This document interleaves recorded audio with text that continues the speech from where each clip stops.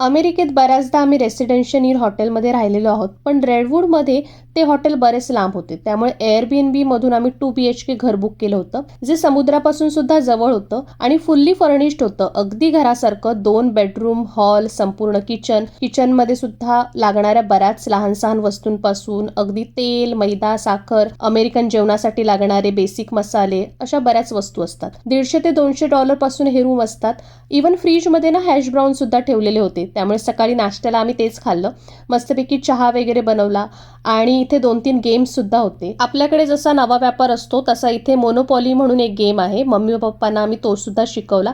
मस्तपैकी 2-3 तास आमचे त्यात गेले. डिनर आम्ही रेस्टॉरंटमधूनच मागवलं होतं आणि सकाळी आणखी एक स्पॉट कव्हर करून आम्ही परतीच्या दिशेने निघालो. समुद्राजवळच घर असल्याने पुन्हा एकदा आम्ही समुद्रावर थोडं थांबलो. इथे ना समुद्रावर गर्दी होती ना कुठे काही कचरा. सगळीकडे स्वच्छता आणि शांतता. मम्मी पप्पांना सुद्धा खूप आवडलं. या शांत वातावरणात पप्पांनी बासरी सुद्धा वाजवली.